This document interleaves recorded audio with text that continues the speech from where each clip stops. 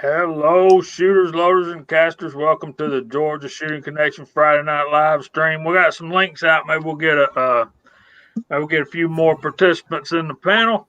But we hope y'all had a great week, and we're glad we're here to help y'all celebrate the weekend. And it's kind of hot in this room right here, but it's nice and cool outside. And with that, we'll start it off like we usually do with Mr. Chico Wise. Sure, brother. Uh, as always, everyone, thanks for joining another Friday night Georgia Shooting Connection. It was 29 of y'all before I started talking. Now it's down to 27. Now it's back up to 30. Okay. So thanks for joining us.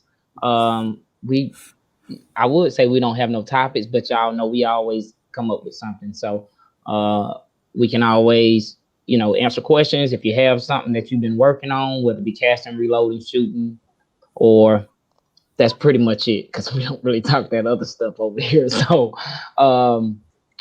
yeah. So thanks to all of y'all for joining us, and we got brother OCD here with us, and our brother Kyle. So, Kyle, what you been up to, brother? Good seeing you. Living the dream. Great to see you too, my friend. I wouldn't call it a dream, but I'm living it. Another end to another week. Get to celebrate it with you fine people, and that's what it's all about. Um, my brother Willie Bullet Man sent me some shotgun shot, so I've been playing around with some of them. I may end up going into the woods a little bit and testing a few loads out. Hope I loaded them right. Other than that, just TGIF. I mean, that's all I can say. OCD, you ready to roll? Okay. Good talk. So, no, Daniel, I ain't seen any big deer yet. Yeah, Biggie, I saw your conversation earlier. So yeah, I was reading up there earlier, but yeah, I've seen I think 11 deer so far, but the biggest buck I've seen just been a little 5 or 6 pointer. So he'll be good in about 2 or 3 more years. So yeah, hopefully I'll get to go tomorrow. One of the problems around here, um, this past week has always been the week that I've focused on to have full on rut activity, and it has been so hot this week. I mean, lows in the 60s, highs about 75 to 77 degrees in the afternoons. So it's just a little bit too hot to go hunting. And one thing that um, one thing that dominates that determines when the rut is the moon activity and the the amount of light and dark. That's what kicks in the does into into going into heat. But it's just been too hot to go out there and hunt. That's my theory anyway. Hey, Big Al. Yeah, so up here in Maine, we had 70 degrees last week, and it was too hot to go hunting. I was working. I had to work all last weekend, both Saturday and Sunday. So, which was, I was like, well, it's going to be 70 degrees. I don't need to go hunting. And I mean, it's nice and comfortable to go hunting in temps like that, but people were shooting deer. They weren't like they weren't getting their deer, but yeah. So I actually got out this morning. Me and my boy, we went out all day from sun up to just before sundown. It started to rain. It's like, all right, cold and rainy. Let's go home. But we didn't see any deer. We saw a lot of sign. There's a lot of activity down there in the woods, but we didn't see any deer. Yeah, I'm sorry. I hit the wrong button. trying to pull back up the side chat and ended up leaving.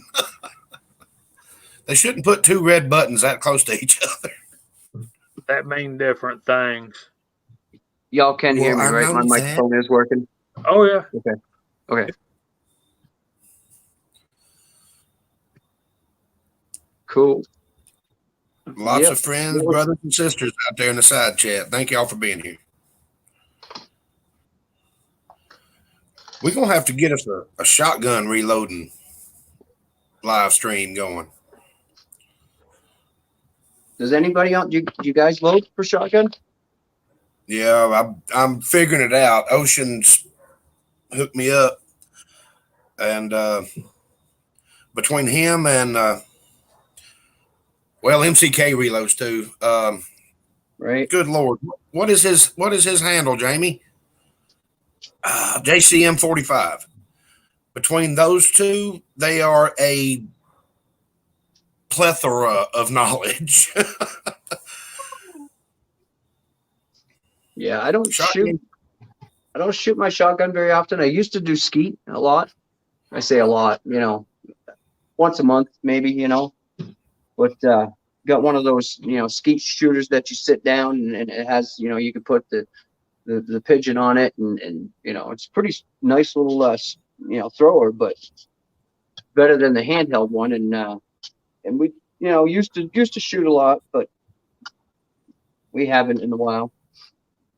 What you need to do is go to your nearest truck stop that has a shop in it and ask them for a truck wheel. Right. Because they bend them all the time, and you just ratchet strap that slinger to the truck wheel. You can turn it wherever you want to. And well, the one that I have, Kyle, it like I said, you can sit right on it, or it has a receiver. You can put it right on the back of if you have a 2-inch receiver on your truck, if you can get your truck to wherever you're shooting, and put the pin right through it so it stays right in place, and it's a pretty nice skeet shooter. But yeah, you're fancy. I was thinking one of them just beating the ground with a hammer. Right. Yep. But I can't remember what I paid for it, and I don't even recall. I think I bought it when Cabela's first came here in Maine, and but it was a lot of fun when I had it, or when I used to use it. I still have it. Yeah, reloading for shotgun is a totally different animal. You can get in trouble very quickly, and thanks to Julio and JCM, they told me that straight up front. Right. Yeah. See, it's too bad because I have a buddy. He had a shotgun press. I don't remember. It wasn't a mech or anything high dollar, but it was a shotgun press, and he had all kinds of wads and shit and the holes, and he had some equipment, and I think he wanted like $200 for it, and I should have bought it, but that. But it was I should have bought it, but I didn't. It's fun. I've been playing with some slugs and casting my own slugs and buckshot, and that's really what I wanted to do with it. And then Willie sent me some. I think it's number 8 shot. But yeah, he sent me that. So I loaded up a couple of them just to play around with.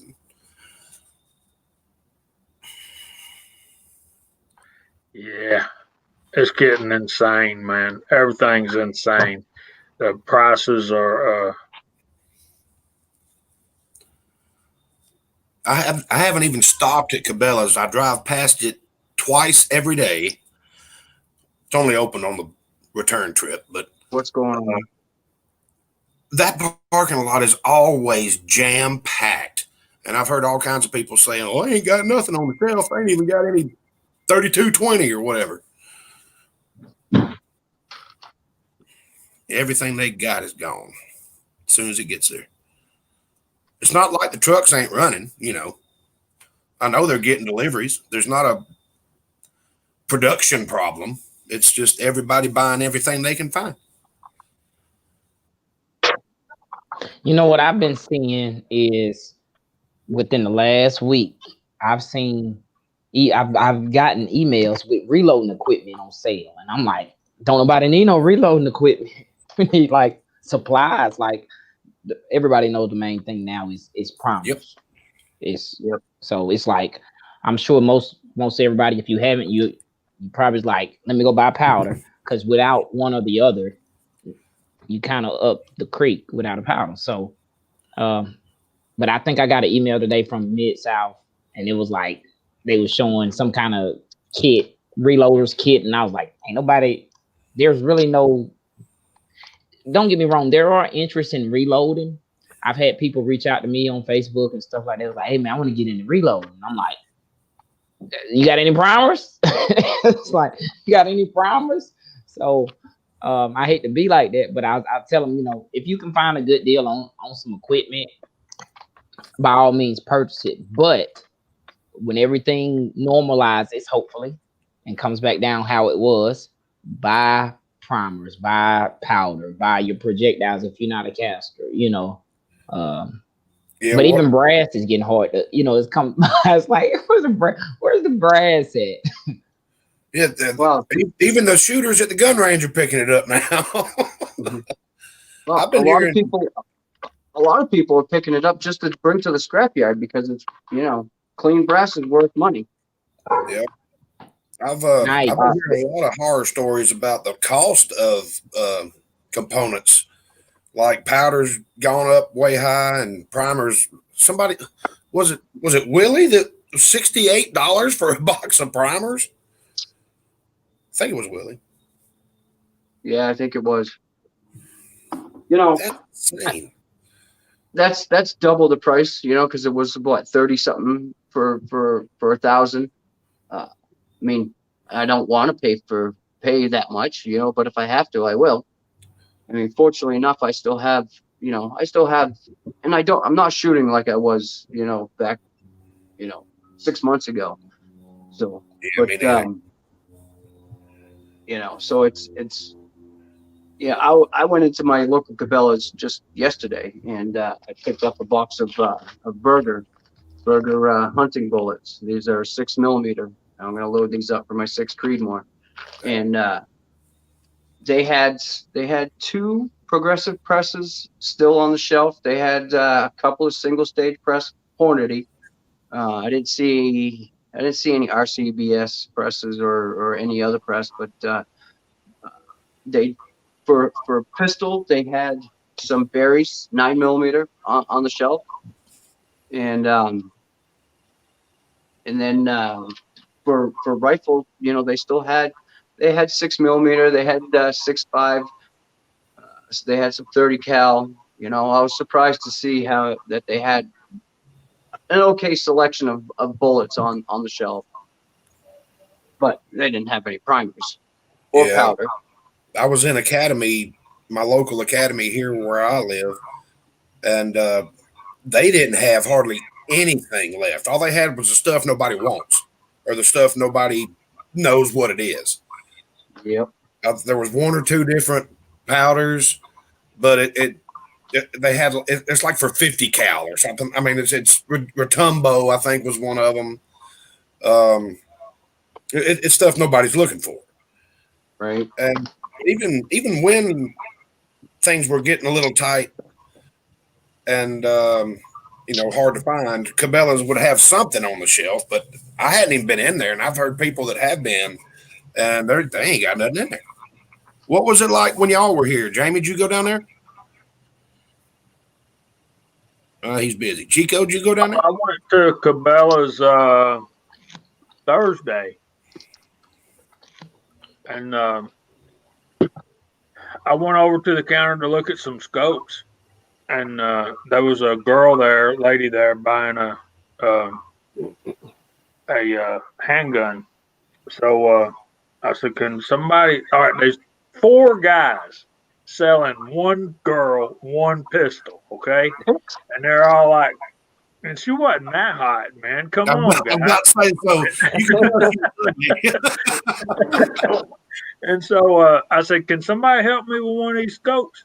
And they said, "You'll have to go over there to that red machine and pull a number, and we'll be with you in a few minutes." Well, I didn't have a few minutes, so I just got my stuff and left. What's going on, Mr. Oceans 374? I'm doing good. How you doing? How you I'm doing, doing Ocean? great. I'm doing Welcome, good. Thank Ocean. you. I'm glad to have you. Thanks for jumping on. All right. Thanks for the invite. I got a question for Ocean since we're on here talking about our experience. What is the market or the supplies looking like in your area? It's pretty bad. I mean, to get things here, it's actually hard. The last time I went to Bass Pro, the shelves were empty. They had nothing at all. And then the little bit of ammo they had, it was jacked up in prices pretty bad. Some are like $10, maybe $15 more where they used to be. My accountant at work, bookkeeper, she bought a 380 and she likes shooting it. So, and her husband's like, we need to get some ammo for that thing. She paid $87 for a box of 50. Yeah. I was like, what? My I didn't want to tell you that I can load her some. Yeah, my son's 380 is expensive. my son's friend did that. Boss paid $60 believe for a box of 50. I said, dude, you're crazy. I'll probably need the ammo, but at that price, I wouldn't shoot at all. That's ridiculous. Yeah, I'll be shooting 380 ammo is 22. I'm not sure why 380 is more expensive than 9mm, but it is. Cause That's it's a pain in the ass to load, man. Yeah, see, and speaking of 380, we just gave my in-law, my mother-in-law, we had a Bursa 380, and she's concerned, about what's going on in the world, and she has a shotgun, but she wanted the handgun. Been talking about it, and so she came up. I wasn't here to I had to work, but she came up the other day, and the missus and her mother, they went out back and did some shooting with the first time ever shooting a handgun, and she did okay. She was, safety, uh, I guess she was, not very cautious about where she was aiming the handgun, but she did okay. Nobody got hurt, which is good. But so yeah, she went home with a Bursa 380 to protect herself, and we had ammo for it. I had a box of critical defense, and then a box of I don't know, I think it was Winchester white box, practice rounds. And then she said something about me, asking if I could reload for him, and I'm like, well, I can if I just get the dies, and because we don't shoot it, so I never bothered buying dies for it. But That's right. yeah. So we got a question here. Larry Palmer says he found some small pistol Magnum primers in stock. Anyone use these for 9mm? I wouldn't. I would. I I have would. on an accident grabbed the wrong pack off the shelf. I If didn't have any you, problem at all. That's yeah, we've had this question several times. Are the Magnum primers any more powerful than the regular primers? I have had no problems at all because I'll mix up small Magnum and large Magnum with small and large regular, and I haven't noticed any difference. I know. Even in the pistol. Yeah, I've used Magnum small pistol primers in a 9mm before, and I didn't really have an issue. Willie says he says I have probably means big mistake. See, I don't know. We've asked this question several times, and it's always a yeah, 50-50 split. So yeah. Yeah, If you would I mean, use Magnum go and ahead, 9 Ocean. millimeter, I probably use a slow burning powder, not a fast burning powder, because of the pressure spikes. But I think it'll be fine with a slow burning powder. Will be fine. oh, he has by mistake. Did you have any problems, Willie? Yeah, see, I don't. I think Magnum in 9mm. I don't know. I don't think. Maybe if you just reduce your load. Yeah, You know. reduced by 10%. Slow burning powder. It might be okay. Yeah. No tight group. You don't want to use tight group when you're using the With the Magnum primer, no, I wouldn't.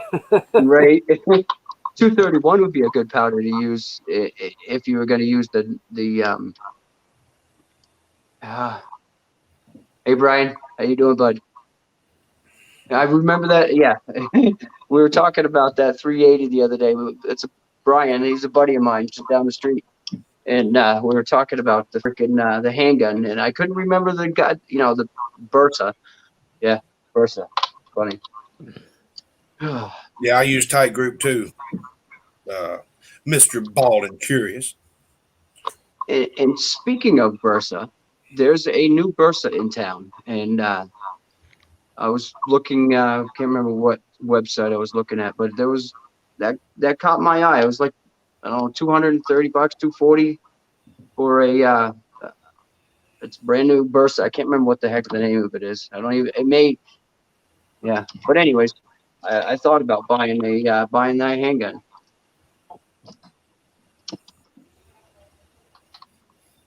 Anyways, go on with the pistol. I mean the primers. All right, I've messed up and put small rifle primers in pistol loads and put small pistol primers in rifle loads, and I really haven't noticed any difference. Mostly the rifle primers and pistol brass has mostly been my mistake. Which I haven't noticed a problem with that either. I use my Dillon now up until when y'all were here, just for large primers, whether it be rifle or pistol. And I have put large rifle primers in a 45 case or 50, and just because they were already in the thing, and I hadn't had a problem at all. Yeah, I loaded up Magnum primers for my 6 Creedmoor, and I haven't shot the loads yet, but I asked on one of the Creedmoor website or forum there if it would be okay, and everybody says yes, and you won't have any issues, and some actually prefer to use the Magnum primers in their Creedmoor.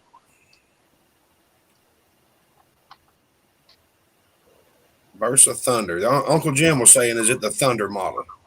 It is Thunder, yep. I'll tell you what, Uncle he's up on his stuff, man.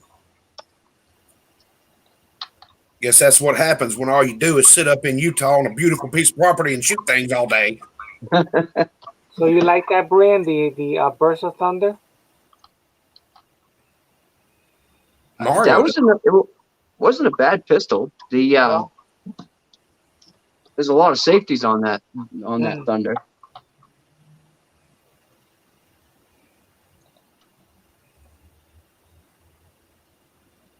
Willie 38 Super is a huge caliber in Mexico, because in Mexico, you're not allowed to have any caliber that the military has.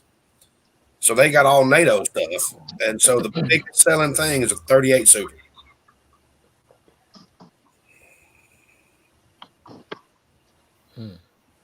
They are, man. Those Versa Thunders are pretty nice. So K24 did a velocity test. Very little difference. That's good to know, K24. Thanks for sharing that. Yeah, that's good to know. If I wouldn't have shot my chronograph, I could have done one. Yeah, that's what I was worried about, Bald. Mm-hmm. So we got Willie and Squatch out there. They really like the 38 Super. I borrowed my friend's, and he said, you need to shoot this thing. He's got a little baby, I think it's a baby Rock Island. He said, you need to take this thing out and shoot it. You're going to love it. And he wasn't wrong. That's a sweet shooting round.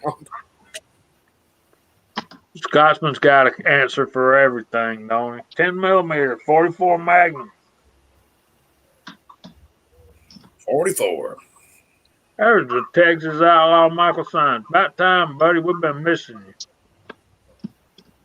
you. Yeah, I wanted to go range tomorrow, and then plans changed. We said, oh well, next time. We're gonna take out the 44 and the 257 out, but that wouldn't happen. There's our buddy Lakeview Outdoors. I've got quite a few 44 mags loaded up since we went out and shot. I need to load up some of the 310 grains that Georgia boys sent me. Oh, you're gonna love that. I have a load I use my 800X. Oh man, that's nice. And Uh, also IMR 4227 is another one. Yeah, you rifling or pistoling? Uh, Pistol. Okay. Yeah, and I love it. It's perfect. I've noticed that they shoot different out of it. It's not that different, but they shoot different out of my Ruger Red Hawk than my Henry. Mm, I'm guessing it's because the Henry's got a longer barrel on it, even though yeah, it ain't much longer than that 8-inch barrel Ruger. yeah. Okay, so Mario needs some help with a bullet puller, guys. Well, Seems to me that the kinetic bullet pullers are the hammer type, like Squatch has got. Let me blow you up there, bud. It's not squash. Squatch. So OCD. Yep. It's the same thing I What have. kind is that one? Yeah, this is a National Metallic. I don't know. Oh, It was at Cabela's. I bought it when I first bought everything for my press. okay. One thing I have been doing, and instead of using the little collets that come with it, let me get the. I don't even know if you want to call them collets, Yeah. but they come with these little, and you put your case down through, Right. and then you put it on top of your bullet puller. But I can't remember. Might have been on here. Somebody had mentioned that you take your shell case, your shell, and excuse me, and then put your case in this. What the hell's that freaking mic? Yeah, camera. And then you just put it on your bullet puller. Put it down. Put your the top down in, and then just and then you hammer away. yep. Yeah, I have tried that, and I have mangled some brass. I got ones that they're very stubborn to come out. Really? Yeah, so like the 350 Legend, the factory ones, oh forget it. But you know what? I'm gonna show you how mangled my bullet puller is. Hold on. The And factory, they were another, probably crimped. They were probably crimped in there pretty good, being factory runs. I was going to say James, another option is Hornady makes a press mounted one, like a cam lock kind of thing. we'll I don't get to have that. one. Yeah, I've got the I'm hammer. gonna, I'll tell you who's Don't good mangle at pulling right bullets. That's the crazy Scotsman. He can get rid of some bad bullets in a heartbeat. there. Yeah, see, I flattened it out pretty good there. It Good did not job. bust it. And I even put it on the press, pushed the bullet inward, and then put it on here to take it out. Nothing. Banging and banging the living daylights out of it. But that was with factory rounds, right? Factory rounds, yes. Yeah, I they had have a some good kind of crimp. sealant. So I broke the seal, and still they were stubborn to come out. Yeah. Yeah, AR Gun says use pliers.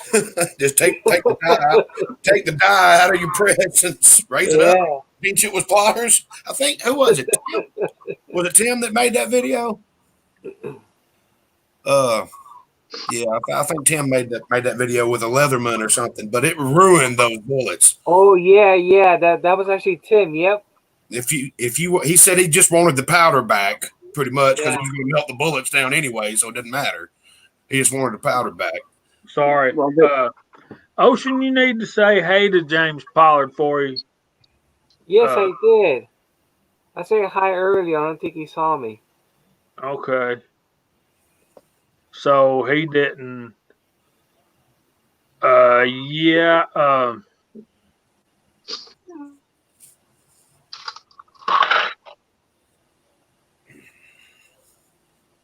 Okay. My property owner, yeah, there you go, AR. Dang, y'all are quick. RCBS collet type, yeah, and vice grips. I mean, if you don't care about the bullets, then yeah, just a pair of pliers and a press is all you need. Right. But if you want to save the bullets, you may want to go with a little kinetic hammer. And then I'm surprised it did not break. My wife would ask me, "What are you doing downstairs in the basement? Is it beating up the brass?" Night, baby. I mean, I was literally wailing on it. It Maybe would not budge for the life of me. Who's needing dies? And what are they needing? Jeremy Gunslinger was looking for 380 and then 38 357 Magnum. I hope he realizes that that's not the same set of dies. I saw somebody was looking for 300 blackout dies as well. Was that Squatch? Might have been Squatch, Squatch. you need to. Well, I done gave that book to that dude, but me and you'll talk soon. Yeah, I think Squatch said he was looking for 300 blackout dies. Yeah, it took me a while to find my 300 blackout dies. I got Mario, I have some 40 from Optic Planets. Had the last one, and I took that. Mario, send me an email. I have 40 Smith & Wesson brass. That's what I'm telling him right now. Yeah, I think me, Kyle, and maybe Mario are about the only ones that are loading for 40. Hey, Big Al, welcome back. Uh-oh. Yeah, so, Tread, Jeremy went to bed, man. He has to get up at 5 o'clock in the morning.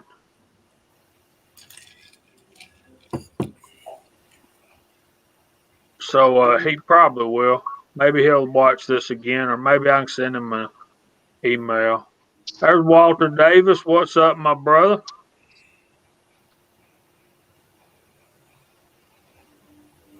Bald and Curious is going to hook up to brother Mario. So 762. Okay, that's a 300 blackout pace set or 3-die set. All right, my buddy, I told y'all the story, but I had a buddy at work wanted me to load him up some 300 blackout. I said, the only way I'll do it is you buy all the stuff and give me your upper for about 2 weeks. And that's the best way to do it. And I wouldn't just load him up some rounds and give them to him. You know, I got to measure his barrel and his chamber and all that. Right. Man, Yeah. and of course I only tested them at 30 yards, but they were going through one hole, man.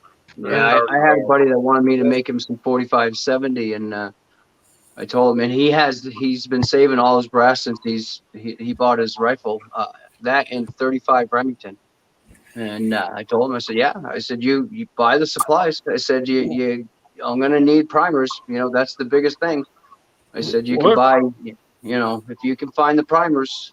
And I said, powder's pretty available. I said, we can find the powder. I said, but primers are the biggest thing. I haven't heard back from him, so obviously he hasn't found any primers.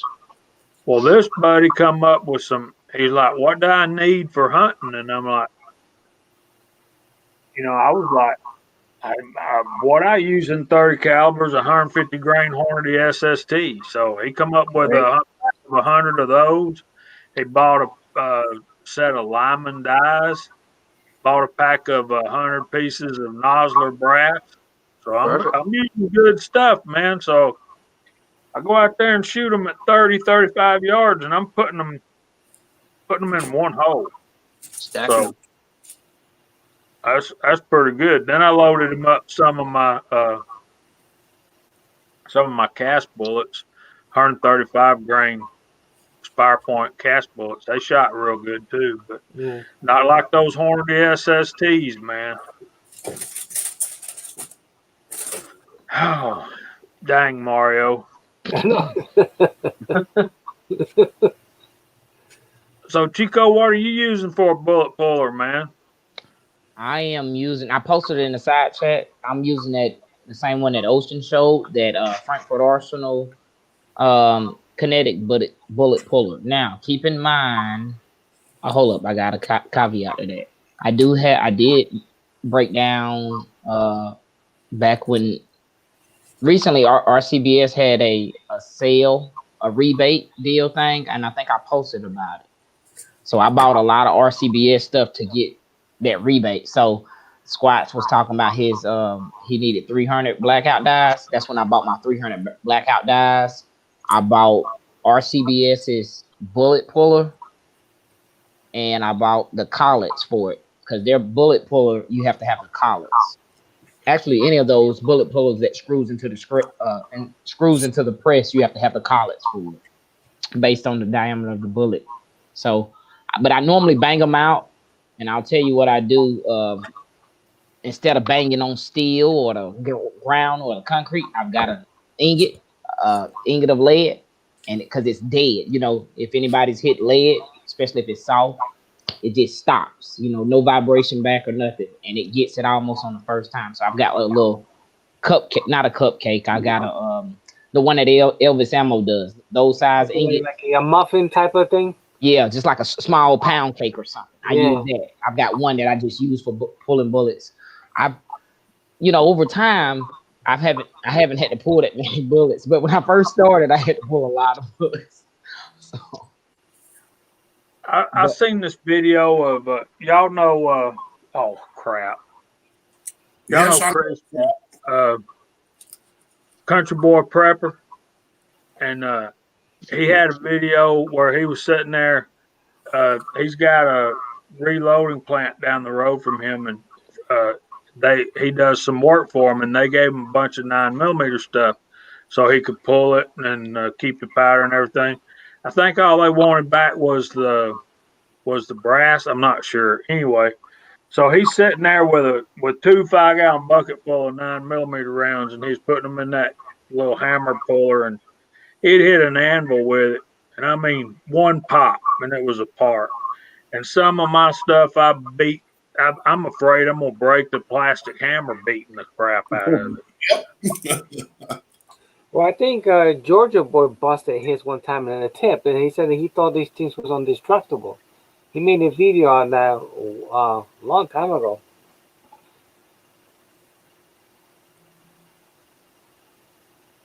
Yeah, a lot of these guys like 300 blackout.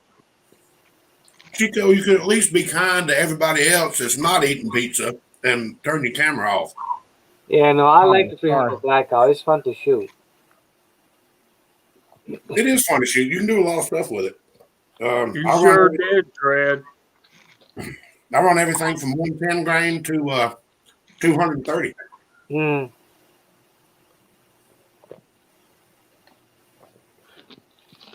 And let me see. So I was confused about my 300 blackout dies when I was looking. So I bought the RCBS, the small base die. The small base die. So it only came with two dies, which threw me for a loop at first. But then when I started researching it, it makes sense. So and so far I like it, and I've been making my own brass. So. Mm. See, I used the regular 300 blackout dies, and I used a small base, and it cycles fine. Okay. So I got to go see a man about a horse. Y'all keep up the conversation. I'll be back in just a few minutes. But Chico, whenever you get done, man, you can go through the side chat. We hadn't done that yet, and we're 45 minutes in almost. Oh wow. Okay, sure will. So Willie Bullet Man said those are the best dice, and I think that's gonna be debatable based on you know what I mean. Because for me, I like my Dylan stuff, but I only own one set of Dylan dies. So a lot of people I think I've got for my 9mm, I have RCBS dies and a Lee die. I almost have a Lee factory print die in almost everything. So, but so far, Willie, I do like the RCBS dies. I have Lee dies, RCBS, Dylan, and Pacific, Georgia, not Georgia Pacific. die company. Georgia, that's a railroad, brother. Yeah, I was thinking about something else. So Yeah, I have gotcha, the Willie. 223 small base RCBS dies, and they are pretty good quality dies. You know, if I didn't buy so many Hornady dies, I probably would, go with the RCBS. And they're can't remember which one it is, but they're oh, it has like a little slot, and you can put when you're seating your bullet, you put the bullet right. Eagle Kenny has the Eagle Eye shooting. He did a video. Okay, yeah, the Frankfurt Arsenal. No. It's the RCBS die, and it's like The RCVS competition seating die. yeah, exactly. Yeah, That's what what I it have. is. Yeah. Yeah, and I tell you what, if I was to switch dies, I probably would go with that set because it seems really nice. Yeah, that's what I use for my 308. Before I Is it used the Lee, and then I noticed I mean, my concentricity gauge is across the table. So, right? yeah, and I can see the bullet do one of these numbers. And then I use the RCBS competition die, and it's nice and straight.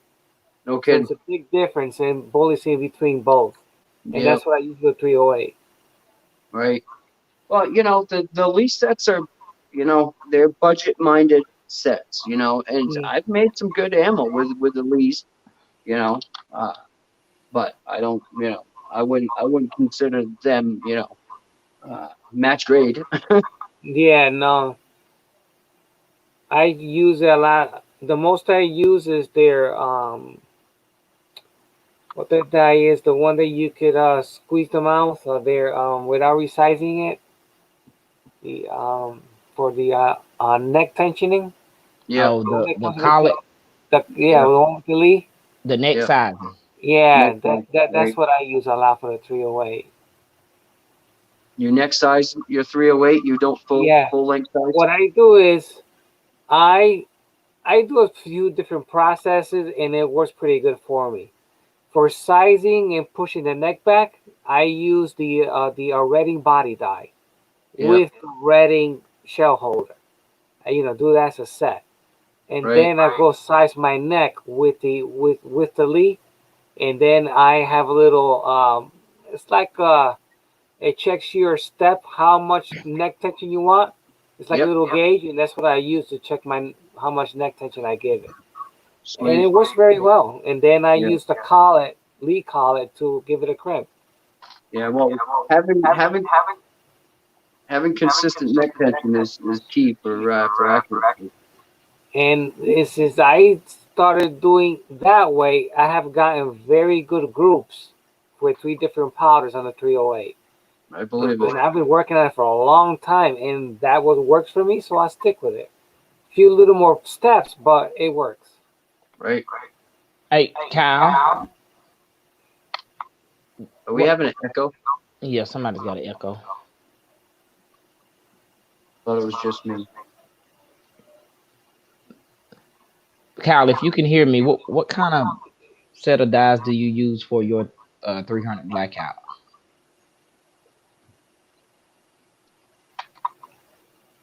Well, I use Hornady for mine, 300 blackout.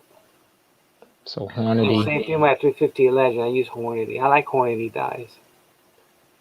I You like know the what? Hornady I take custom that grade back. dies. My very first set of dies was Hornady, and I took them back because I didn't like them, but I was new in the reloading. Yeah, So I know it has that floating stem or something. right. It straightens out the bullet for you. Yeah.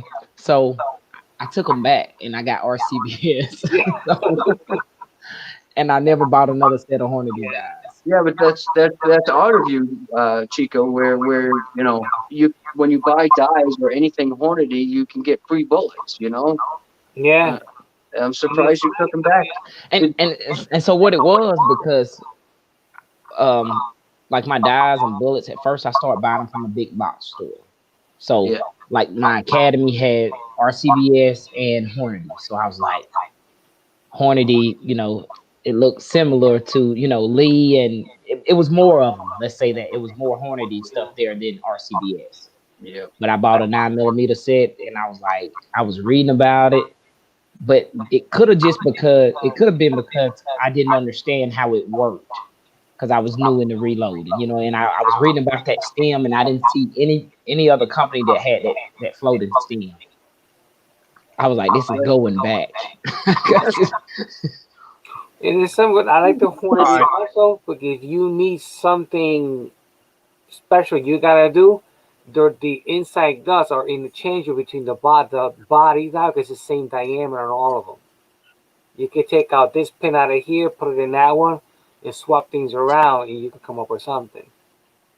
But that's what I did with the 250 Legend. I needed a flat tip, so I took it out of the Hornady 9 millimeter and transferred it over, and it's the same one internally. And you can Yeah, use it also for a 308 flat tip also, and it'll still work. It's the same one. I used Hornady for just about all my rifle loads. Hmm. As far as 300 blackout, I think I'm using the 4-die Lee set.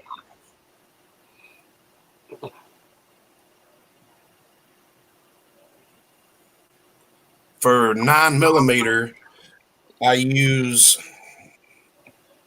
the Dillon decapping and sizing die, the Lee bullet seating die, and I think the Dillon crimp die. I'd have to go look. So yeah, that's pretty. I know it's mixed. That's where we evolve into, isn't it? We Yeah. use we like one company like the Lee Factory crimp die. I don't think anybody can argue with that. I don't And think then there's we another factory No. print guy out there. Yeah, there I've is. got Dillon 44 mag dies, but I use the Lee. I call it a bulge buster, but it's not the bulge buster die. But it resizes the case and the bullet because of those big old taco bullets. I mean, those are fat bullets. You can't hardly size them down enough. But there's some thumpers. But yeah, it works great. Who's got the echo? You. Really? No, I don't know. I'm not sure who it is. let me do some experimenting. Yeah, you're getting into some money there, Single Soldier. But yeah, I I'm hope trying you're to gonna keep be my all finger. right, Jerry. Hey, let me show y'all what I found today. Jerry get a kick out of this. Well, actually, this past week.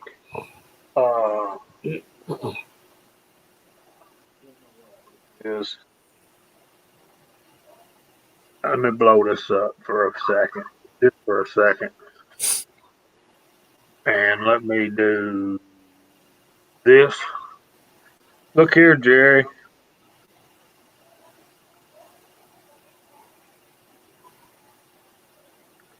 And it's a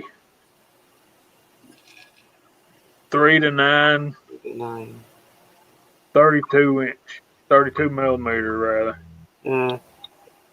So look at that. We can Anyway, see up your nose. I'm sorry. Speaking of seeing up my nose,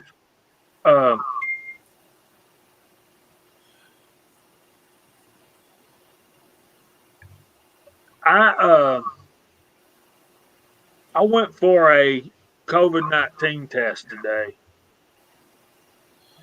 and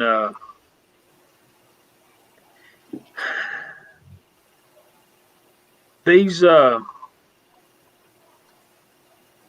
man, they stick this thing up to your brain, man. Yes, they do.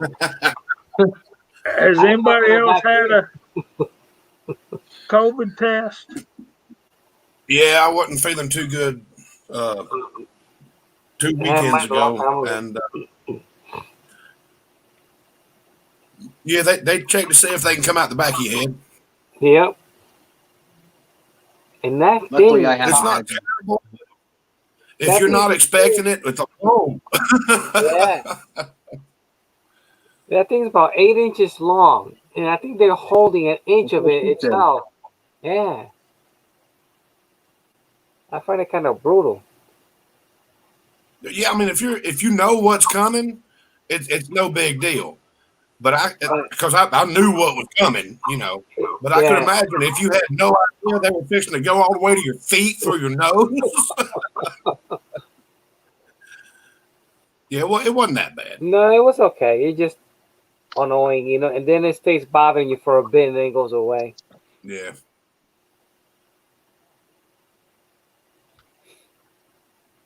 both sides.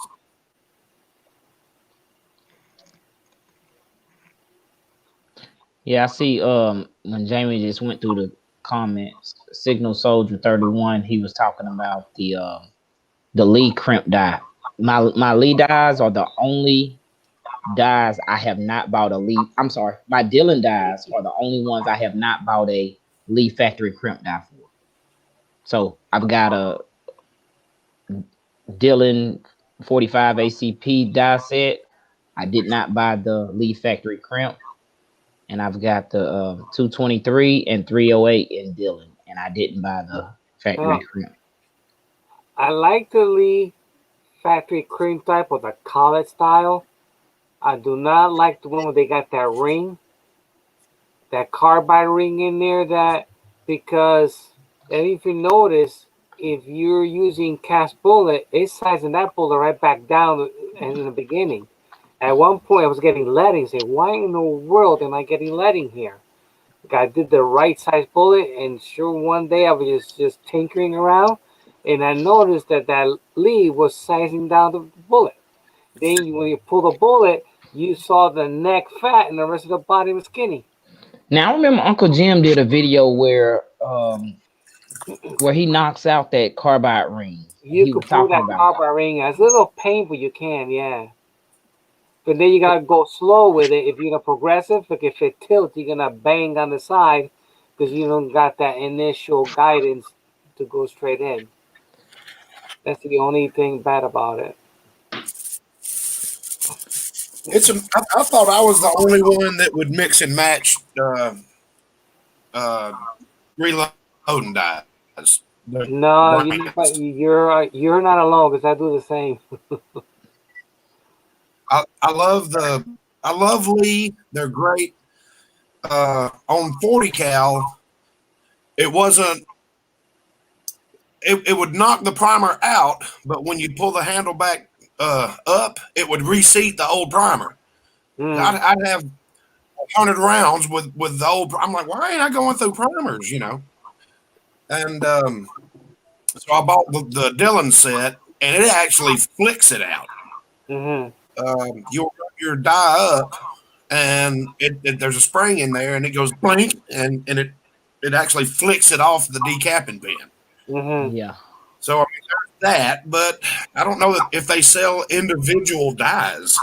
Like you probably got to get a die set. I don't know if you can get just the other one, but I still use the Lee factory crimp die and the bullet seating die because the bullet seating die is easier to adjust than the Dillon. hmm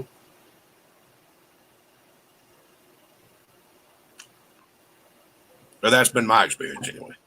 Yeah, with me, with the 9 millimeter, my bullet seating die from Lyman does not work for me doing 9 millimeter. I use a Hornady because the die is longer. When I using the Lyman, I run out of bullet travel. The pin goes all the way down, and then I got nowhere to lock up the pin to keep it in place where it won't move and stay there. I right down to the last thread. They made that shaft there too short. So I got a Hornady 9 millimeter, and I have no problem with that. Everything else is fine. So let me talk to Bald for a second. I My doctor retired probably 6 or 8 years ago, and the lady that came in, those lady doctor came in to take her place, and um, there was a I see a physician's assistant, a PA. I'm sure a lot of you guys do too now, the way Mm-hmm. medical care is in this country. Yep. But I had to talk with my accountability partner at church. I said, "Man, look, I got a woman doctor, and she's talking about doing a prostate exam next time I go." And I said, "I'm not sure how I feel about that." He said, "I'd get me a male doctor." And then I called another Christian friend of mine and talked to him about it. And he said, "Well, look at it this way. Um, her knuckles are a lot smaller." I'm like, yeah. So, Bald, I feel your pain, brother. I know what you're talking about. Look at it this way: if you go with the woman doctor, you won't get the when they pull it out. Yeah, Signal Soldier, I would love to have me a set of bushing dies and a body die for 270 and another caliber I'm looking at. I got a body that for my 308. That's awesome. It doesn't touch the neck. Okay, here Neck since we're talking That since we're won't talking happen. dies, let me just say this: if you're not already doing it, and you're looking at getting into casting, buy the NOE sizing die, and then just buy the little $6 inserts for your whatever diameter that you want. It's a lot cheaper than the Lee kits in the long run if you're going to do multiple calibers, because Lee kits $25 pop. You can buy the NOE where you can change the diameter with just a set screw. That I think the die set, and it comes with one size, is like $75, but to change calibers is like between $6 and $8, depending on what caliber you're using. It's better than $25 a pop, because once you bought 3 leads and you're doing 5 different calibers, damn it, you done blew $50. The NOE sizing bushing design. That Yes. you talk about, Kyle? Yeah. No, I like that. Now do you have worked that fantastic. Uh-huh. Ocean, do you have the NOE size and bushing? Yes. Do you have the new lead size and bushings? Yes. Can you put the NOE in the leads and it still work? Have you tried that? Upside. You can use it upside down, and the bushing drops into the hole, but you can grab it and out. See, I could show you. So yeah, because I've been inquiring about that. So here's the thing behind my question. Because I like NOEs because there's so much variety in their size and options. Lee unfortunately has your standard, say like 356, 357, 358, then it goes to 360. There's no 359 in there. You have to order a custom one. So if that would work, that may be an option, because I do have the new Lee sizer kit, the bushing ones. Yeah, let me get this out of here. Where are you, Jerry? Welcome into Lever Guns 50, by the way. Yes, lever guns. They do have very oddball calibers. And they have a very huge selection for each caliber. Like 30 cal, you can go from 303. Actually, I think it starts at 304, and it goes all the way to what is 314, Jamie? What caliber we talking about? The 30 cal NOE bushing. They got in 1,000th increments all the way from 303 to I think 314. And it's the same way for 22 caliber. That's what I like about it. Let's see what else. 6.8, like 270. It just depends on what you're casting for. Just go to their website. They got a huge chart. They do, Lever Guns. They'll make you just about anything you want or need, buddy. Yeah, and they do offer a special one if you want to, and it's not that much more money. It's like $12 for the special one. Okay, let me show some stuff here for a second. All right, I'll go. Let you go first. All right, we'll go if you're ready. Yeah, go ahead. Go. You go first, and I'll go after you. Okay. Talking about neck sizing and neck tension, right? Uh-huh. Okay. I've got the right over here. This is the I have a Lee Universal flaring die or neck expanding die, however you want to say it. I never get the thing screwed all the way out of there. And it comes with these two mandrels, a small and a large. I need to blow this up. These are the mandrels that come in there. And if you're doing pistol, a large or a small, you just stack them, and have the one you want at the bottom, and it does a pretty good job. And you can adjust this little screw thing to get it wherever you want it. So, yeah. So y'all saw my video, and y'all know that. Call me Elvis. Um,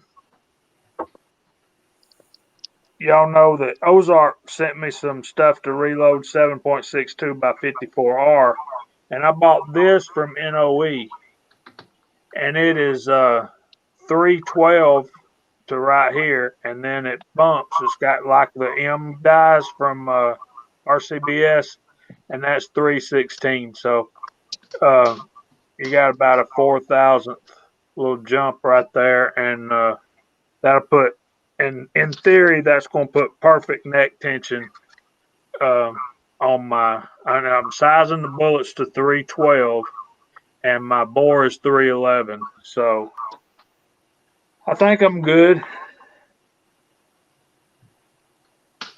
All right, Mario, what you got, bro? You mean Julio, not Mario. So Mario. Mario's asleep. He went to eat. I'm sorry. All right, so this is the bushing that you put under the APP at the actual bottom. Now you have your old NOE design for the single stage press, and this part is in here being held where the bullets come on top of here. You just remove this out of it. Now you could take your bushing and you could drop it right on top of it, and it stays in there too. Well, that's So cool. usually the bushing goes on this end, being held at Allen. Here don't have an Allen to hold it, but it drops right in and it works like a charm, and I used it like that for a while. So you put that in your Lee APP press, is that correct? Yep, and it'll be just like this, right? Put this in it. And I brought this close to the edge on top, flatten the APP press, and started dropping bullets and sizing them down, and it worked beautifully. That's good information right there. Yeah, and see, so I have the Lee. I don't have the APP press, but I have the Lee new sizer bushings, right?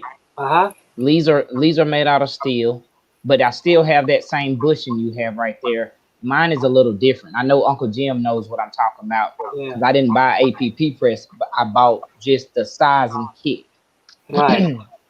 Because I agreed with Kyle. Instead of buying 5-10 different sizers, 9mm, 358. I mean, 357, 308. Instead of buying a whole kit with the bottles, I bought the new sizers when they came out, where you just replace the bushings. Right, Yeah. just replace the bushings, yeah, and I got it for both. I got it like this, and I got the new one, for the Lee. But yeah, so I like, Kyle's always talked about NOEs, but NOE has more variety, like he said, in thousands of 1/1000th of an increment. Right. So Lee, unfortunately, you can custom order, or they can custom make it. Exactly. But I do know that NOE stuff is their bushings are aluminum versus Lee is steel. So I didn't know, but I was just wondering if anybody's tried that, because that could be an no, I tried it. I used to put quite a bit of that Hornady unique case lube in them to start off. and it worked good. Pretty good. Works good, yeah. And I used it like this for a while, Sometimes it will slide up a bit, but it stays down, and I used it for a while until I got the other one. Now the other one, it has the little Allen key that you can put on there, tighten it up, and it works very well too. So like the lead bushings, it has a shoulder that stops inside the red piece that you just showed. The lead one for the It, NOE design is different from this. It's actually like the one on top of the cup. Let me get that one. yeah, now that's what I'm talking about. Mine has like it's a shoulder that stops it, and it has like a bottle of yeah. Sort of, is that it, Jamie? You got an Yeah, APP? let me get this apart. I just made me a. I used a peanut bottle and cut a hole in it. Yeah, see, this was the NOE, and you could screw the bottle underneath it. It's the same one as the bottle. So what they did is just designed to put all NOE bushing in it. It's got the little Allen key on it. And see, this one is 313. So I'm sizing my bullets at 313 for 54R. Then that thing is 311, 312. I don't know. So yeah, that answered my question that the NOE sizes will go in the new lead, but Yeah, and I use it like size that or for a body. while, no problem. They just remember to always take the the other one out. But if not, if you don't take it out, you have another That bushing could be interference and the problematic. bullets dropping through. You know, so as You'll long as be you take the sizing other bushing 357 out, out of 22s. yeah. So remove the one from this side and then just transfer it over to the opposite side. Oh, so look, here it is, Ocean. Okay, I see what you. So Yeah. here's the thing: what I want to do, I don't want to buy NOE's dyed body. I just want to buy their bushings to use with my lead kit. Does that make Oh sense? no, It won't work then. no, Broke my dream, man. But I'm just if playing. you, no, there's still hope there. If you get a bushing that goes inside the leaf, if you know someone that has a lathe, they could cut out the hole that you could fit this bushing in it. Because that was my intent at the beginning. Oh, I thought you said it was okay. So now I see what you're saying. Okay, You see what I'm saying?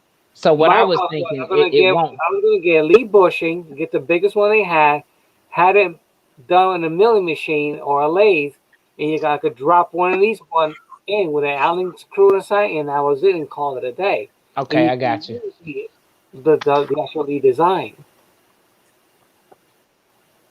But then Al for NOE saw that, so he gave me a call and we spoke about it, and that's what he came up with. Cool. Guys, I'll be right back. I'm gonna go check on my boy. Hey, if he's quiet, you better go check on him. So yeah, Yeah, but I believe this is only like $25. I think it is the NOE, and it comes with all the bunch of other parts with it also. I think it's a great design. It works beautifully. You say that the NOE is only $25 now? I think it's $25 if I'm not mistaken. The kit, 25 or $30. You probably could look it up. If I look it up, this thing will go crazy. Right. I thought it was like $70, but if you're like No, me and you use cast, my phone. Yeah, let me use my if phone. you cast for 223, 9mm, 40 cal, 38, what else? I got it for 45, almost everything I have. 44s, Yeah. It saves you a lot of money in the long run to just spend $7 to $10 on the bushing and only buy the Yeah. one guy. So I wish I would have known that. I could have saved. I've got these Lee red jugs sitting everywhere. Yeah, no, I started and the with Lee. that. And I saw a video on it. Oh, I like that. And I ordered the same thing. I saw that video from somebody. I can't remember who was it. I think it was Taco. I think he's one that did a video on it. Probably. And the cool thing is the Lee jugs, if you've already got one, fits right on top of the NOE die. Yeah.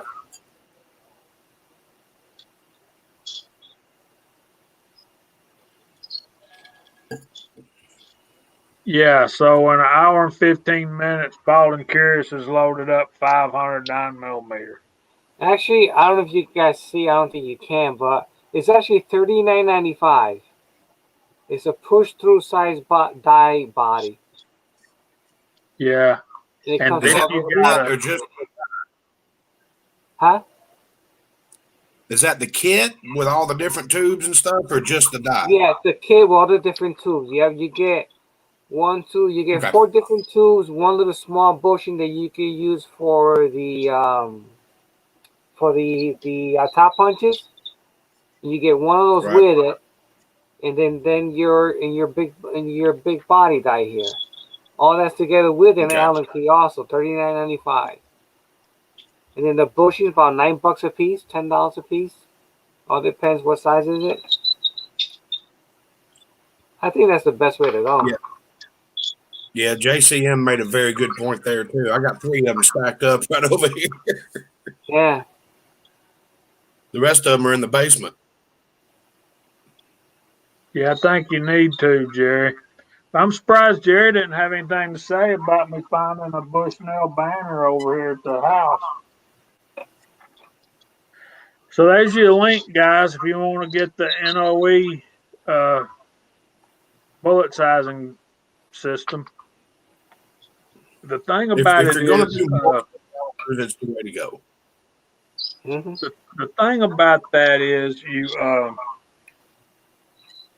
you buy that die and then you have to start buying bushings, and they add up quick. Yes, But yes, they do. with the Lee and they're $20. But you can like Uncle Jim says, you can ream them out to whatever size you need, and they don't charge So you as look, much shipping. What are you doing, Chico? so I went and got mine so I could possibly demonstrate what I was thinking possibly could Right. happen. Cool.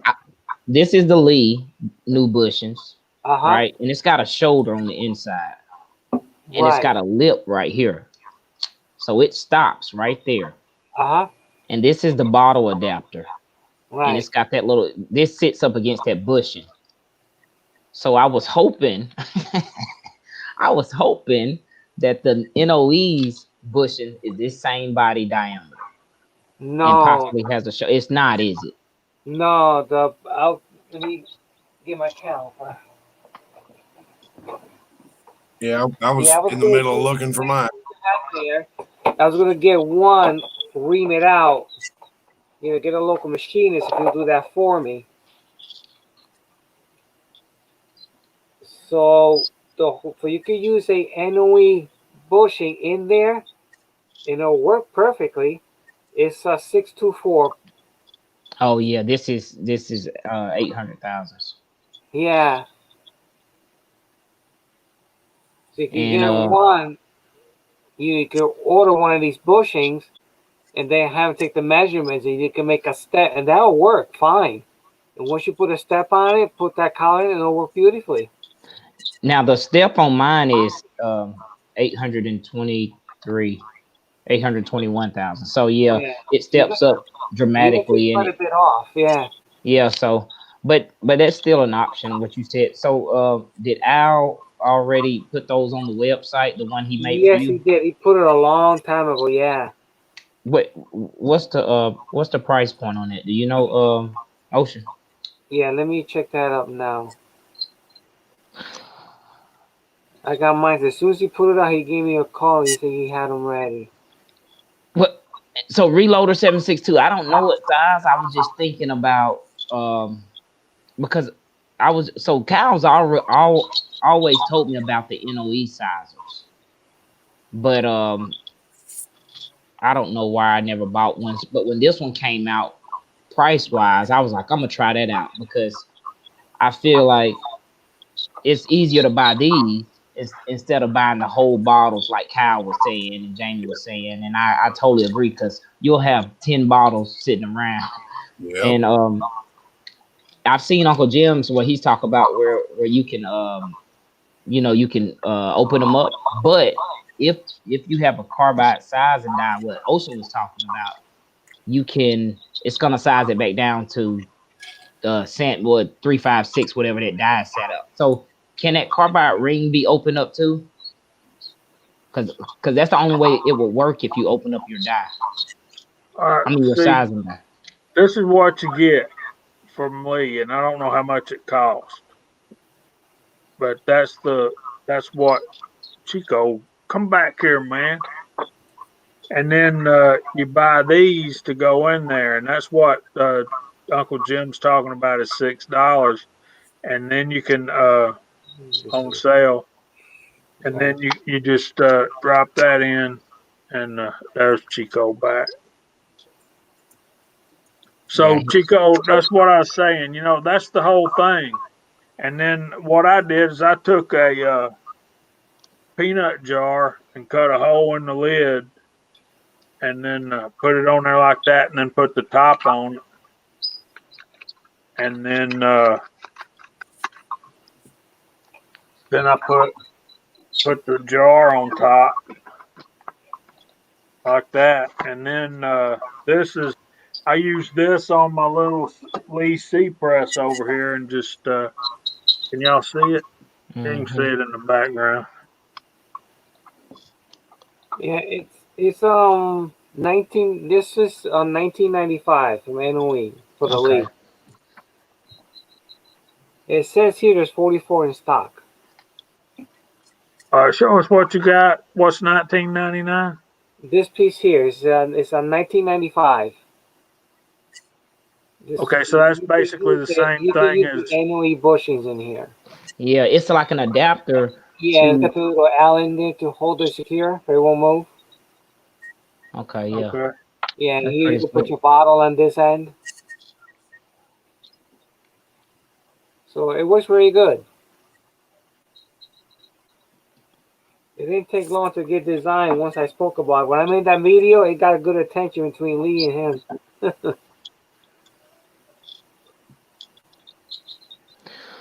Okay, Uncle Jim said just punch out the ring is easy. So I guess if you open up your die, you know, whatever die, even if it's like the steel die I have, if you open it up, you still need to punch out that carbide ring, because if you don't, it's gonna size it back down to whatever size is on your stamp on Right. the die That's what I body. didn't like, yeah.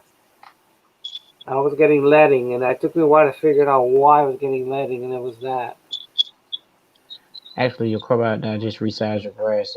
Your brass will expand back. Yeah. Okay.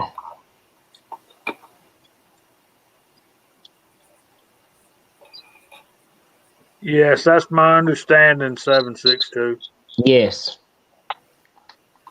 and I think it's made to work on The breech lock. my little C press is a breech lock, but I think it's specifically designed for the APP thing.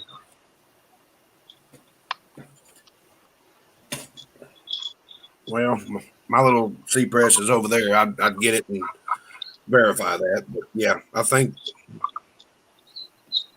you're right, Jim. What are you huffing and puffing about?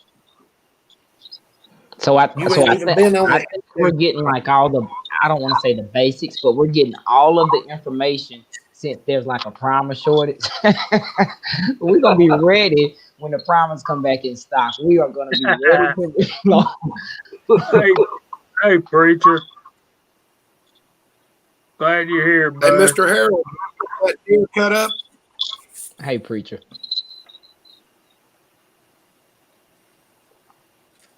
That deer he got was a monster. Oh, I've been yes, showing him. I've been showing him off at work. Hey, look at this. yeah, His side effect. He must have been Yeah, lost. his only symptoms of COVID was 200 pounds of deer meat in the freezer.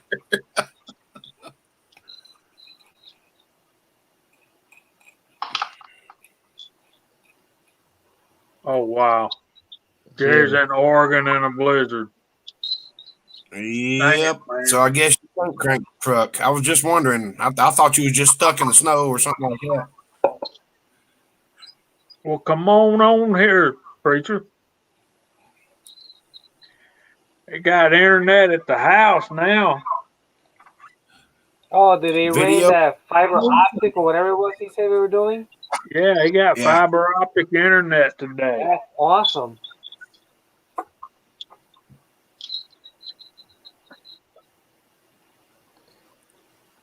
So, one of the things I wanted to talk about tonight was I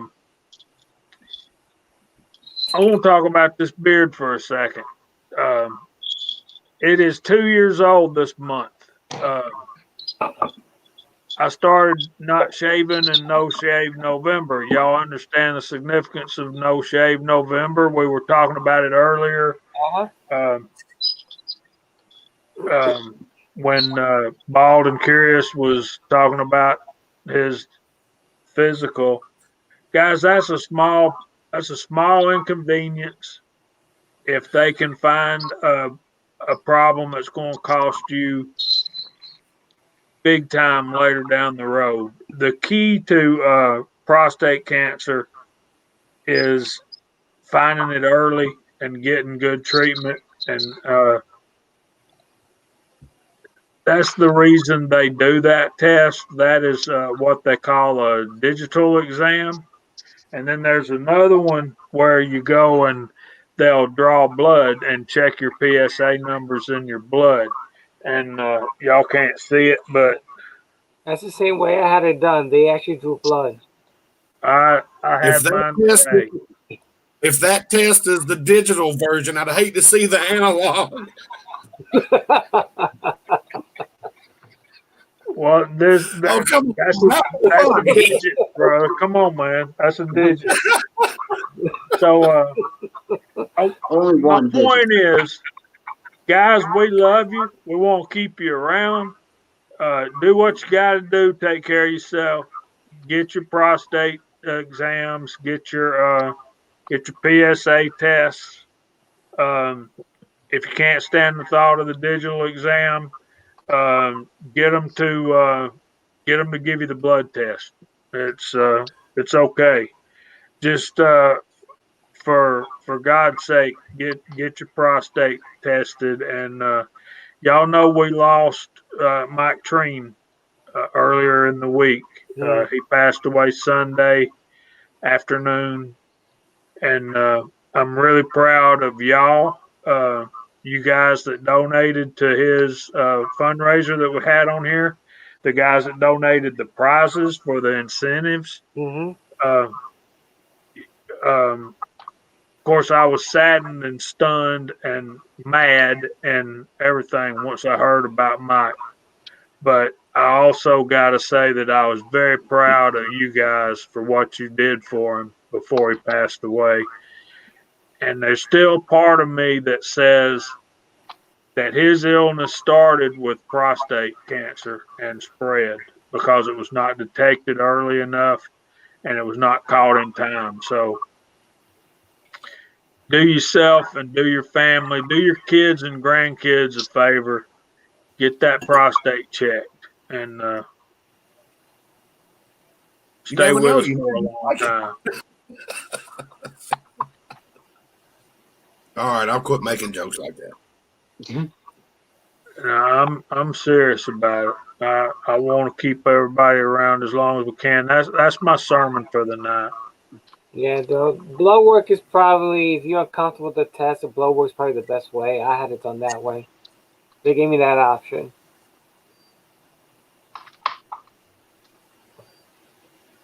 But if I had to get it done the analog way, then I had to get it done the analog way, either or. No, you don't want the analog. You want the digital.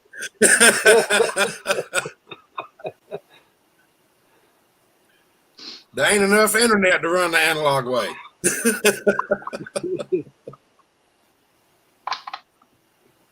Oh, good Lord. Yeah, Jerry's in a bad way. Yep. So I thought he was just stuck in the snow and ice and stuff. I didn't know he blew a coolant line. Which coolant line is it, Jerry? The 1.25 inch one that runs along the frame rail? I hear you, broke loader. I hear you. Kind of a one-way valve, but yeah. anyway. So another thing I kind of wanted to talk about, last week we talked about scopes for hunting and how they didn't have to be that powerful and all that kind of stuff. But I think we all have a different opinion about what we would use for long range shooting. So y'all want to talk about that for a little bit? We still got half an hour left. Can we really get down that rabbit hole good in Well, 30 we can minutes? get started and make footprints at the opening. I prefer a fixed 10 power. The math is easy. What's that? They have a 9x12, I believe it is, by 40, and that's the one I use for 100 yards.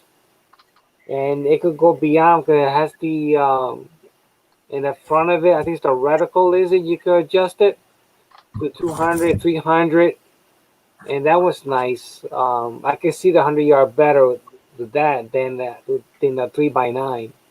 So I got my 3x9 for the 50 yards I use for 450 Bushmaster, and a 308 I have the other one. Because these eyes, even with glasses, they suck.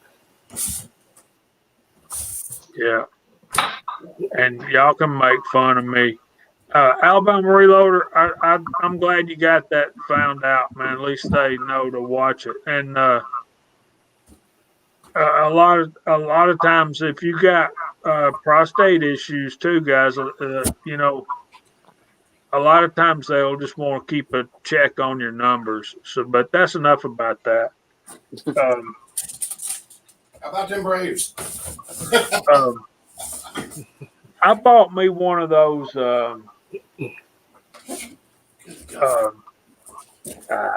dang CV live scopes. I need Willie around sometimes. It's the 4x16x44, I think, and it's got the turrets that click up and you turn them and then put it back down. I've got that on an AR. I think it's going to be okay out to about 300-400 yards, maybe. I don't know. I haven't tried it out to range yet. I like my 24 power scopes. All I know like to zoom right in. Josh with 243 outdoors is cheating. We're out there shooting. Run what I brung. So when hopefully we get up to dead zero eventually, I'm gonna just use what's on my Ruger. It's 4x12 by I don't know. Don't give me the line again like last week. Yeah, we up there shooting 1,000 yards. I'm using a fixed 10 power. Josh says, "Here, you want to shoot my rifle?" I look through it. I'm like, "Good Lord!" I said, "This is cheating." He had a 12x24 or something on top of his. I'm like, "Oh my God, I can read who's nice. Target." The 24 power scope is nice when you're shooting out the distance. Yeah. Not that you need it. Sometimes it's too much because it throws your eye relief is now narrower and right. Yeah. He said if a deer walked out in front of him at 100 yards, you wouldn't be able to see it. Right. It'd take you 30 minutes to find it. And Alabama Reloader, we talked about that some last week about our field of view when hunting. Back when we're walking through the woods or whatever hunting, we'll even our higher power scopes, like Reloader 762's got that same CV live scope I have. But if I'm walking through the woods or sitting in a tree stand or whatever, I'm running mine down on about 4 to 5 power and at least until I find my target, and then I'll zoom in. But a 2x7, there's a 5 power. Larry Palmer uses a 5 power mil dot. So yeah, but when we're talking about shooting long distance from a bench, yeah. Oh, I see. Larry Palmer's using a 5 through 25 power Yeah, Viper. that is a Right. nice scope, by the way. Yes, that is a very nice scope. Yeah, Vortex makes some nice stuff. That's the one I got, Vortex. Well, both of them are. I've got a Diamondback on my Daniel Defense 223. All right, y'all And fill me it's in. What is the order of progression on those? On the on on what, sir? the vortex, like is the copperhead the bottom or the entry level, and then the diamondback, and then the No, the copperhead is like I the really bottom don't of. know. I think the Go ahead. crossfire. It's the copperhead, then the crossfire, and then it may be the The diamondback. Diamondback, is it? I think the I Crossfire is just the cheapest one between the other fell in two. love with it. Put it on my gun. It's actually what I originally had on my 308 for longer range shooting, and it was too complicated to range with it because it's a second focal plane, not a first focal plane. So you have to be zoomed in all the way to range with it, and doing the math from MOA to yards or meters. I pretty much register everything in meters because that's what I'm used to. I don't know why. I'm from America, but yeah, that CV Life scope that I've got on my 300 Blackout, I love that scope. It is perfect for that rifle. that sounds wonderful right there, Alabama Reloader. Now you talking to MCK just won an athlon from Taco, and Chris here, OCD Outdoors. He always he's been pumping them Athlon scopes for a long time, Yeah, I have two of them. and I've been really watching them. I mean, they're $400. You know, they're not cheap scopes. You know, I mean, to me, it's not cheap. The you know, but it's not nice night force quality or you know, I compare it with the Vortex Diamondback. The Vortex Diamondback is another $400 scope, and Yeah. it's in the same, you know, same power. You know, it's the 6 to 24, and the Gen 2 And it's actually is for the price. It's actually got definitely, really good glass. It's a really clear scope. I like it.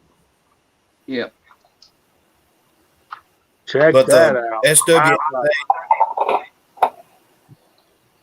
Yeah, I definitely want to say thanks to Alabama Reloader. He made a video just I don't know this past week about taking your depriming die and taking the Dremel. He made a comment last week, and wow, I caught his video and I got home that afternoon and I took my depriming die and dremeled off some of it so I can use these Lapua small flash hole, small primer cases. the SWFA Super Sniper, who SWFA had the military contract, and I was very familiar with it. And then I saw this scope, and I went, really? It was a straight up fixed 10 power scope. But the turrets on this thing are stupid accurate. You want to go up 1/10 of a mil, you give it one click. And guess where it went? 1/10 of a mil up. When I first got it, I took the turrets all the way top to bottom, left to right, and everything, put everything back in the center, mounted it back on the gun, and shot it, and it was right through the bullseye. I'm like, wow, it is the same scope. But it's $300. And that's what I'm see. That's what I'm shooting easily 1,000 yards with. Mm-hmm. And my gun, actually, the gun is only, I think its maximum range is going to be about 1,300 meters, which What is, caliber? I don't know, 308 Yeah. with the bullet that I'm using. 208 grain Hornady SSTs. I probably shouldn't say this, but Signal Soldier, I ordered a Arkin SH4, 6x24x50, 8 weeks ago. Paid for it, and I've still, as of yet, to receive a shipping confirmation. You know, I just went onto their website the other day. I caught a video. Texas Plinking, Texas. He does a lot of long range shooting, and he made a video about those Arkin scopes, and you know, he was praising those scopes up, and I would really like one. I mean, they're, you know, it's a $400 scope, but you know, he was really praising that scope, you know, saying how good a quality it is to, you know, for long range shooting. And I tell you, if I was in the market, or if I had the, you know, the money to buy another scope to swap out a scope, I would definitely go with one of those. Well, I was on the website today, and now they're saying when I ordered mine, they were saying the lead time was 4 to 6 weeks, and I went today and looked, and it's 8 to 10 weeks. Yeah. I was gonna say, I remember last week Good I said Lord. I thought it was 4 to 8 or something like that. It's been like that since they first came about. They just weren't able to keep up. Well, I guess if your product's that good and that many people are buying it and liking it, then you might want to get a bigger Right, bigger and that's what's building. happening. They just absolutely. I almost went with a primary arms. I looked at those, you know, before buying this Diamondback, but I went with Vortex because, you know, I have other Vortex scopes, but I almost went with a primary arms. I mean, for the money, Vortex and SWFA, you can't beat them. We're not. They got just as good a glass as a $3,000 Schmidt and Bender. You know. Yeah, I think the SWFA are definitely above Vortex. Even the high. Well, I don't know, that Strike Eagle, the newer one that they just came out with. Supposedly that's pretty nice scope. Yeah, the big boy. Yeah. Yeah. But for the money, you cannot beat SWFA glass. It is crystal clear. Yeah. I think everybody on the panel except for OCD shot through it, and Julio, because Julio didn't want to drive down here. Yeah, I didn't make it. I would love to make a trip and visit everyone. I'd love to make a trip southward, especially now that it's you know, getting cold up here. I want to go south where it's warm. Well, it ain't gonna be warm. It's gonna be what, 45 tonight? That's all right. I could deal with that. Now, Hell, you're in Maine. I'm in Connecticut. Does it get colder in Maine than does Connecticut? It's about the same. Yes, it does get colder in Maine. Yeah. Yeah. That depends on what part of Connecticut. You know, if you're in the mountains in Connecticut, it's very comparable to where I am. Yeah, no, I'm more to the Long Island Sound. Yep. Yeah, I'm for the water there. Right. Yeah. You got snow yet, Julio? Comment about my kitten. My kitten was on me. He wanted on my shoulder, but I kicked him off. Say that again, Kyle? You had any snow yet? No, they a few weeks ago I had like a light dusting, and then, you know, pretty much nothing. It was gone when the sun came out, disappeared. Yeah. Yeah, we had. What about up in Maine? Yeah, we had a light dusting once one day, and it was cold. I mean, it was down in the 20s, teens at night. But yeah, we didn't. It didn't last long. Mm. Not where I am, anyways. I'm in the See, y'all southern get part of Maine. snow. We get a nice 1/4 inch layer of ice, and then we'll get some snow. Yeah. And by then, nobody drives. So That happens. No, we had a big blizzard here a few years ago. And I filled up my snow blower, if I'm not mistaken, 3 times. That's how much snow it was to get all the snow out of the way. wow. That was a lot of work for that blower. But it was better than using a shovel. Yeah, that goes without saying. Yeah. But yeah, Alabama Reload, that sounds like a plan. 1 to 4, Path 1, be great hunting scope.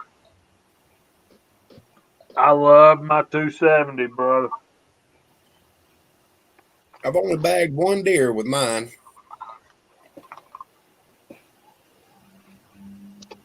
I've shot every other deer in my life except for 1.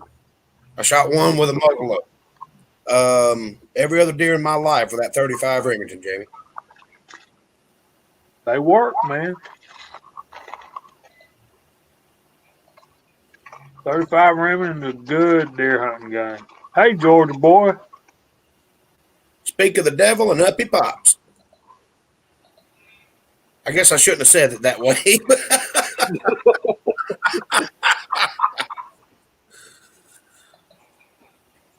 Now, are you, Jamie and Kyle, are you far away from Georgia Boy or close by? We're about 2.5 hours, 2 hours probably. Oh, wow, that's a pretty good distance. Depends on traffic. Yeah. Well, I don't think it's that. I'm sorry, brother.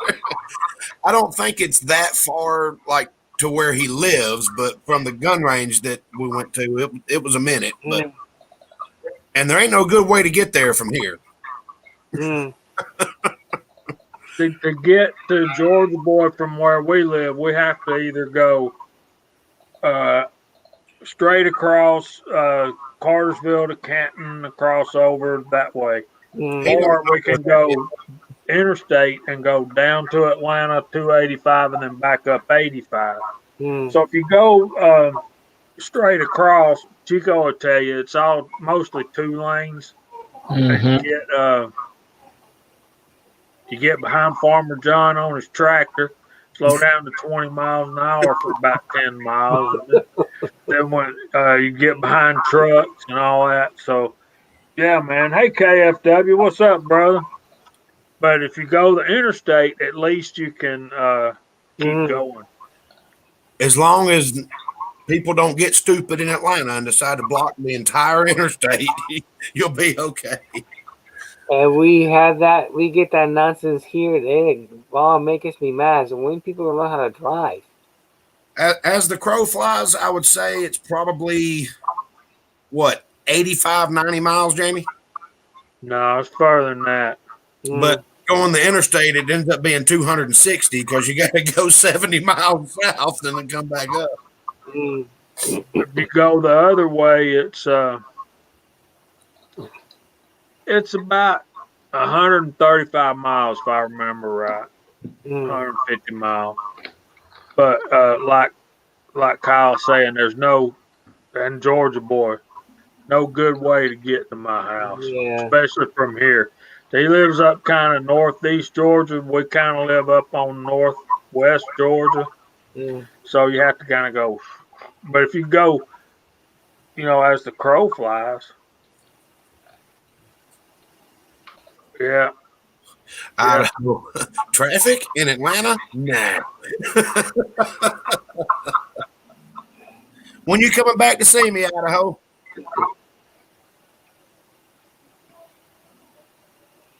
I know that feeling, Uncle John.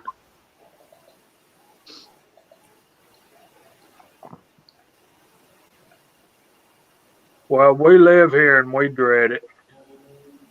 I got stuck in it today on the way home. They were still talking about it when I was headed up to pick up my son north of here. And I live way north of Atlanta. It took me forever to get home. I left early just because it was Friday. And it took me 45, 50 minutes to go that 23 miles.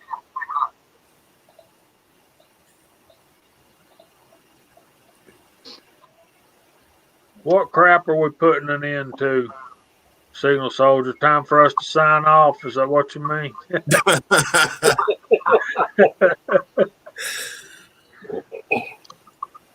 Probably, yeah. I don't think it's been that bad.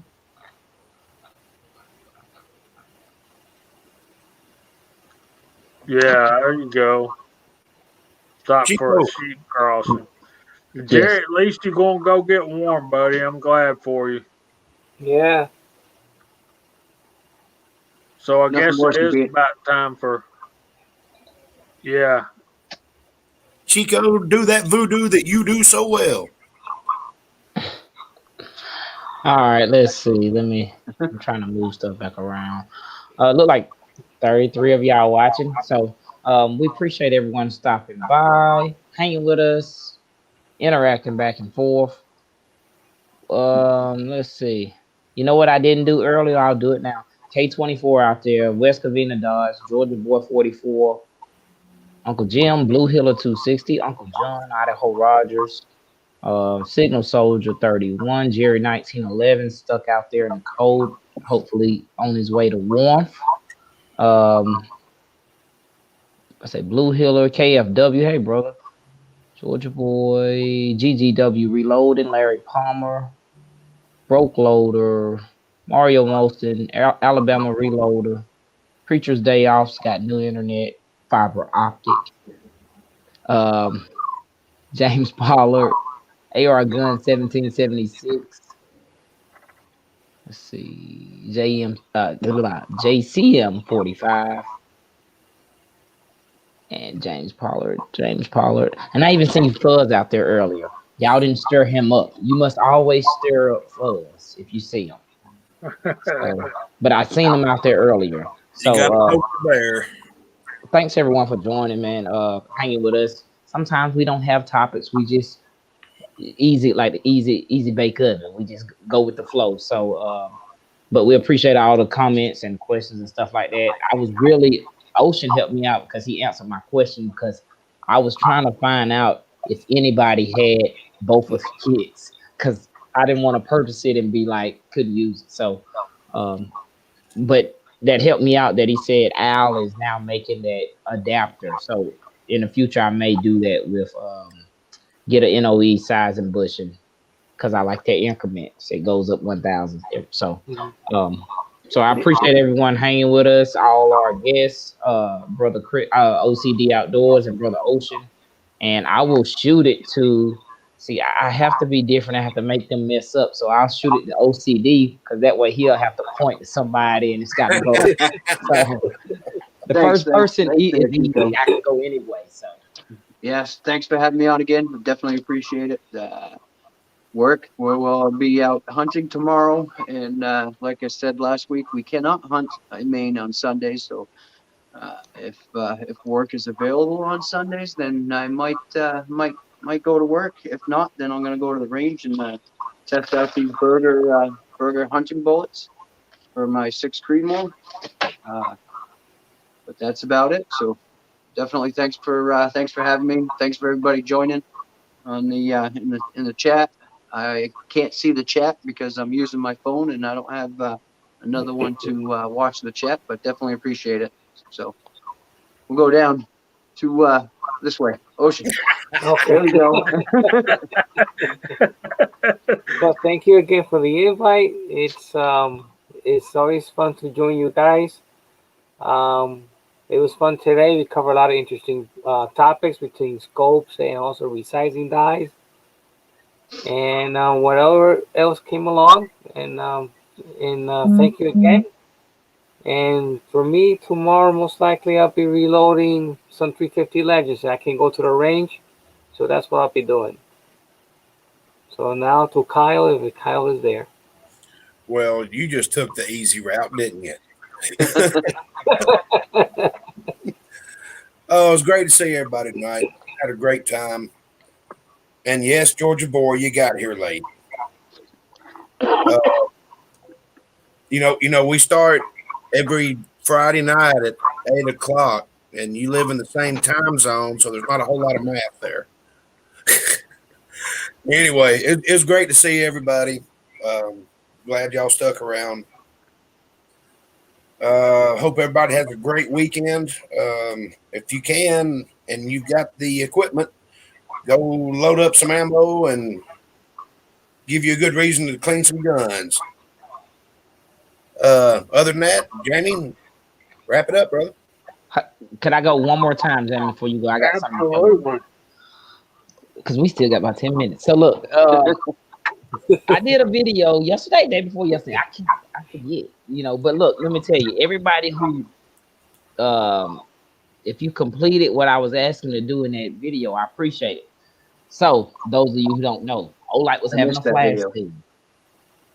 Am I mute? Oh, Olight was having a flash sale, and they gave me a special code that if anybody who not purchased something, but if they signed up an account, just really put your email up there and make an account. It don't cost you nothing. They gave me a $5 credit. And I was saying if I hit a certain number, I was going to purchase a light with that credit because it's kind of like free money. And I did reach $55. I purchased a light. And I said I was going to be giving that away on my channel.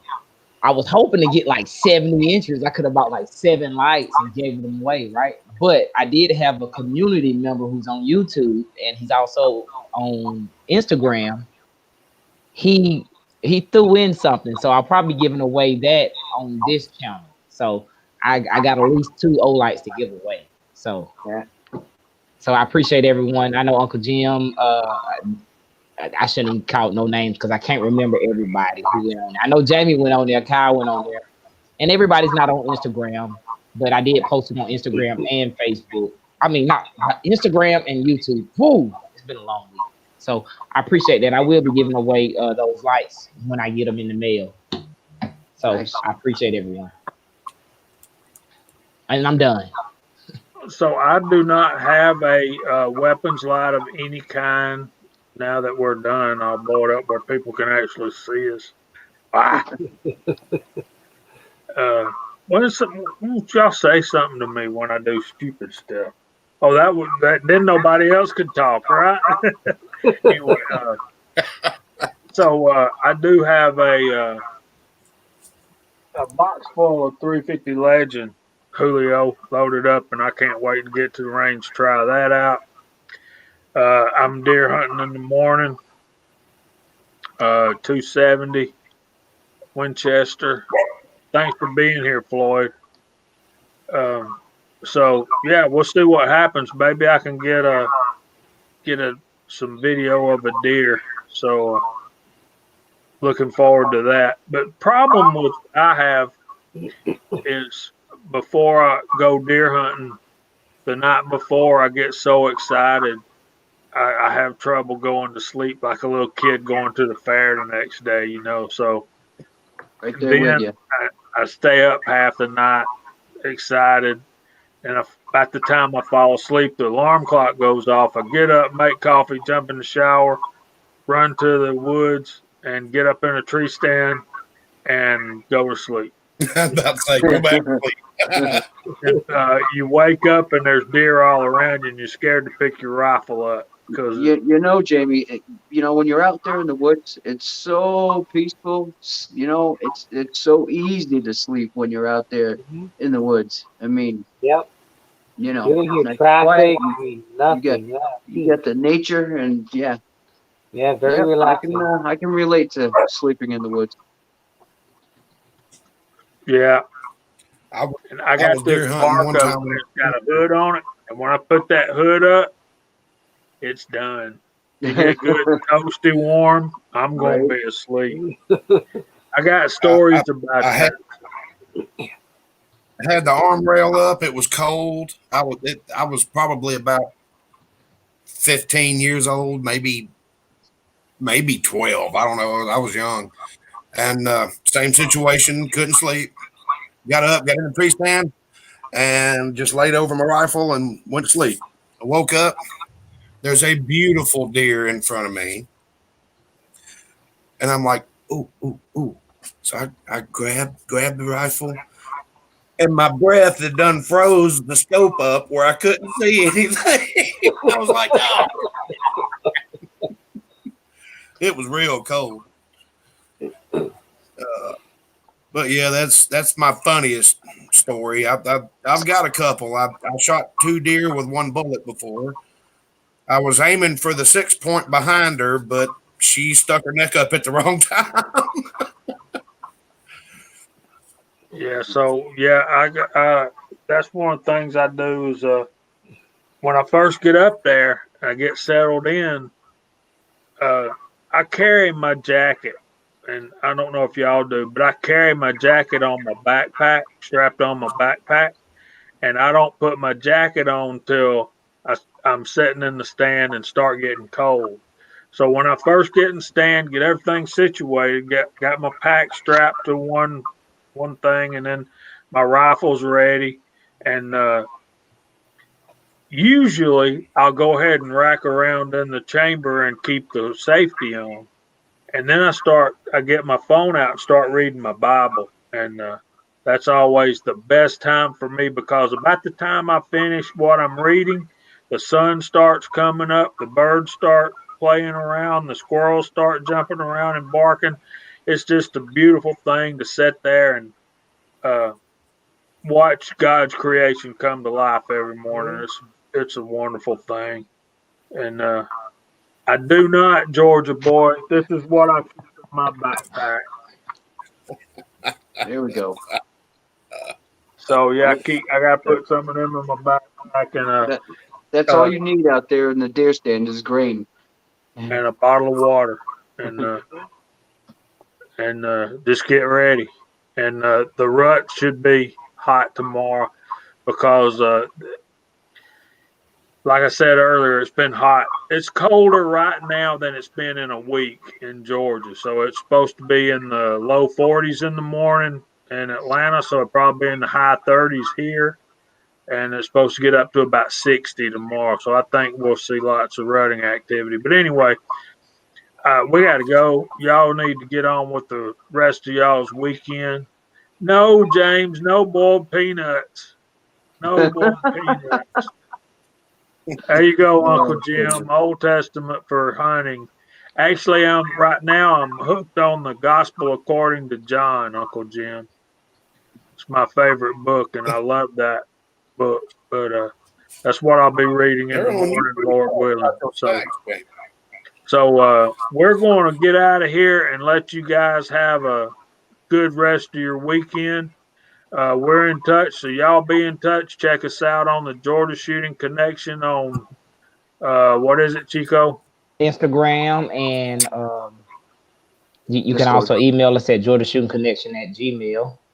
Discord as well. Yeah, Right? we are on Discord. Yep. We are. So we hope God blesses y'all all real good. Y'all have a good weekend. Lord willing, we'll see y'all back next Friday night, same time. And we'll see you. Y'all